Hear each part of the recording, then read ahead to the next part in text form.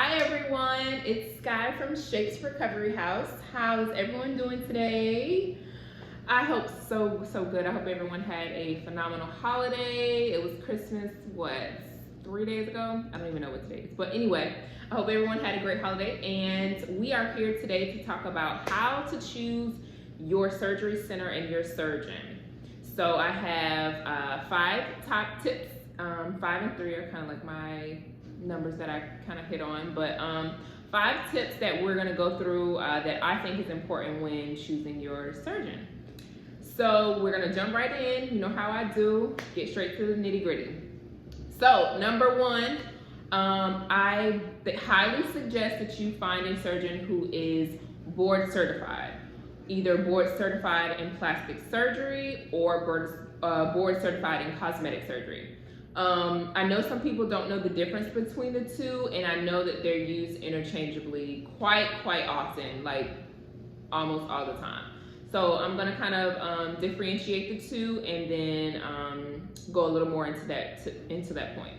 So with your board certified plastic surgeon and your board certified cosmetic surgeon, they're both board certified, which is great, and they're both knowledgeable in cosmetics.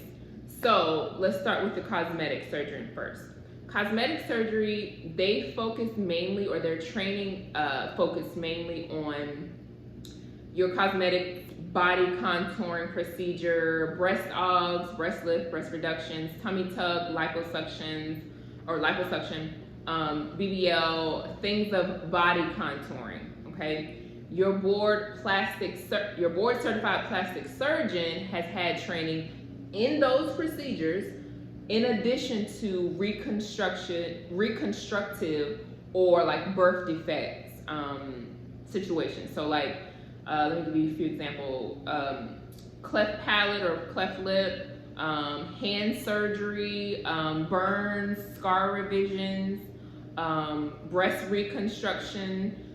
They have more in their toolbox in addition to your tummy tuck, liposuction, breast aug, breast lift. They're trained in that as well, but they have more in their toolbox versus your cosmetic surgeon, board certified cosmetic surgeon. So, and also they've had more training as well. I think either or are good. I have never had surgery before, so with the other points that I'm about to tell you, that would kind of sway me to which one that I would go to.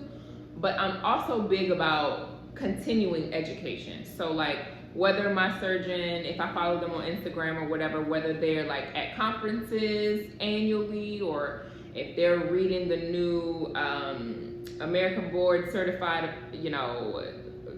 newsletter or whatever the case may be, I like continuing education things. So in addition to what you've learned in school as well, of course, but 2001 is different from 2020, 21 that we're coming up on. So yeah, I'm big on continuing to stay abreast on things and kind of knowing what women want nowadays. So that's big. But the main point is, you don't want a ER doctor doing liposuction on you. Just saying, like, I don't want that. I want someone who has been trained and who knows how to perform the surgery that I am interested in. So I don't want a foot doctor doing my tummy tuck. And that's a real thing. Like, I don't think people know this. Like, if you have a medical board license, you can perform plastic surgery. Like, should you? No, but can you? Yeah, you can call yourself, you can go take a weekend course about how to liposuction, and you can start doing it. So that's just a red flag for me. I think that is very important to research your surgeon and kind of their credentials.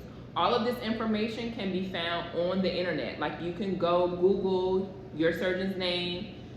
If they're board certified, their license numbers can come up, whether they're in good standing, whether they've had any kind of issues in their career where their license has been suspended or whatever. All of this can come right up for you on the internet. So it's not that hard to find out more about your surgeon. So I think you should take the extra step to research your surgeon. Number 2, You guys, don't go for the cheapest deal on the block, okay? Like, I know everyone wants to cut costs. I know times are hard. Like, you know, I'm very frugal myself. I love to save a coin, period. But when it comes to, you know, my life and the overall look for years to come, I don't want to, you know, just, you know, cut corners on that. So what I suggest you do is to Google the average cost of the procedure that you are looking to get, right?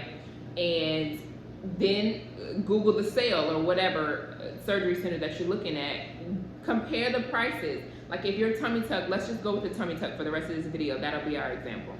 If you're having a tummy tuck and tummy tuck is but what, $6,000 or $7,000, and the surgery center that you are interested in is offering it for $3,000, like that is gonna make me kind of, you know, kind of take my head back or turn my neck like, wait, what is how much? Let me do a little bit more research. I just need to feel comfortable with what's happening behind closed doors or when I'm asleep, as I like to tell people. So the best deal is not always the best thing for you, okay? You may get botched. You know, there's plenty of horror stories out on the internet. You can just Google whatever. But you can also get botched if you pay the regular price too, which is why I'm giving you more than one tip of how to choose the right surgeon, right?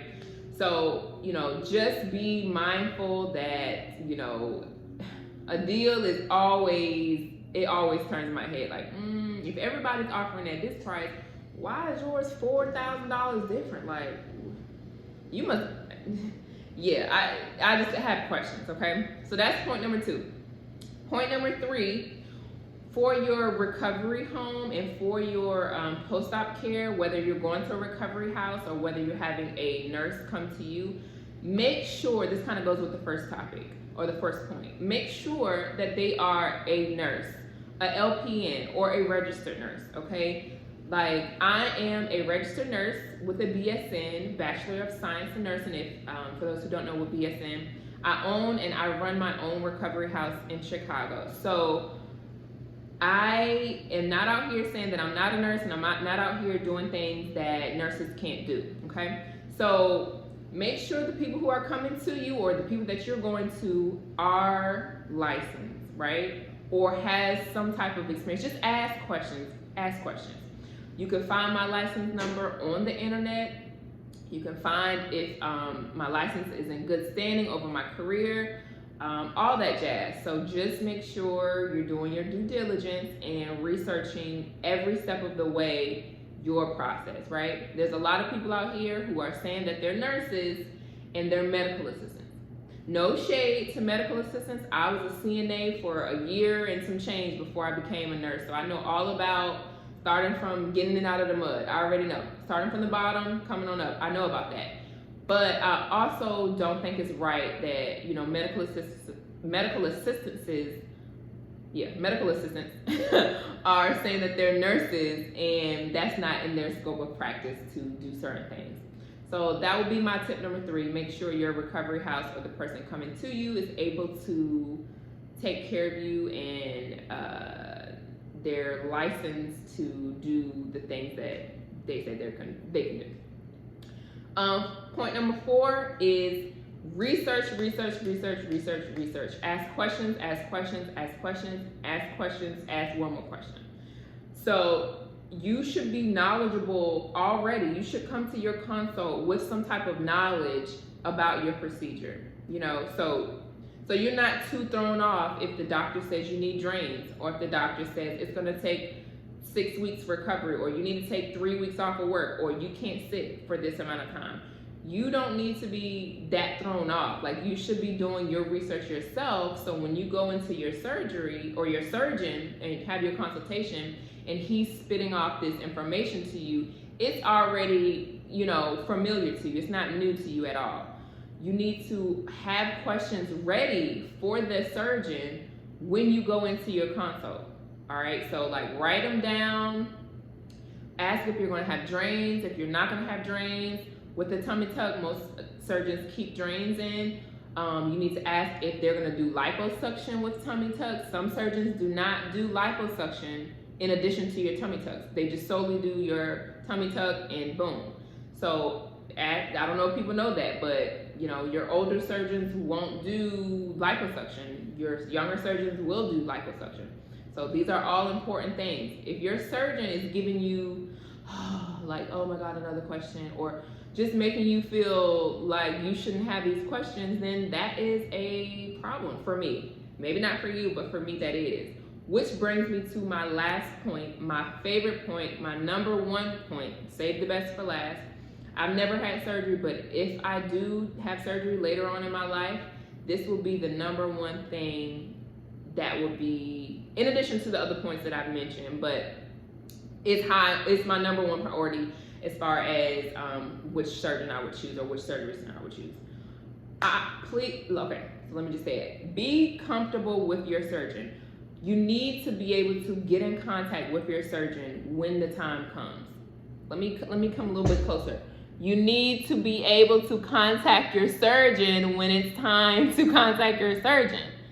So that is huge, huge, huge. Oh my God, you do not understand how many people call me with questions about their surgery like I'm performing the surgery. I'm not performing the surgery. Your surgeon is performing it. There's certain questions that only they can answer. And so I will tell them, like, ask your surgeon about this, make sure you're clear on this, and they will, you know what they will tell me? They can't get in contact with their surgeon. And this is before the surgery even happens. Like, that is mind-blowing to me. This is when money has been paid. This is when, you know, they've already got their medical clearance. They've already lost weight. They've already done a lot of things, and they can't get in touch with their surgeon to ask them a simple question. Just think, if once they have the surgery, are they going to be able to contact their surgeon? Probably not. You can't even get in contact with him now about about a faja question or something like that. Like, that's beyond me. So when you go into your consult, feel out your surgeon. Make sure that you like your surgeon trusts you, you trust your surgeon with your life. Like, you got bad vibes, like, I don't know that I will feel comfortable moving forward. I need to feel good vibes. I need to feel like I'm not just a number. I'm not just a person. Like, I need to feel comfortable, because it's a two-way street too. So when you lay down on the table and you are put to sleep, you are trusting the surgeon and his team to provide the best care for you as possible.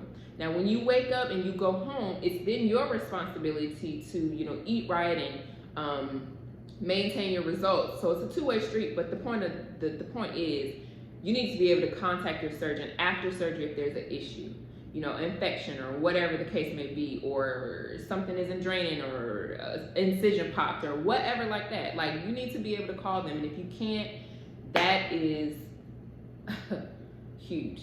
So that's my number one point. I hope that this video kind of sheds some light on a lot of things that you may have already thought about. You may be in the process of researching.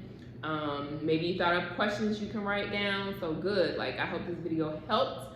And I hope that you move forward with whatever surgeon you feel is best for you. And yeah, so I will see you next time when we talk about something totally different. So stay tuned to my Instagram. Go to my website at www.shapesrecoveryhouse.com. You can see the average cost of certain procedures. You can see common questions that I have up there, frequent asked questions, a lot of stuff. So if you have any questions, just DM me, you can email me, you can message me, kind of whatever. I hope you have a great day. See ya. Mwah.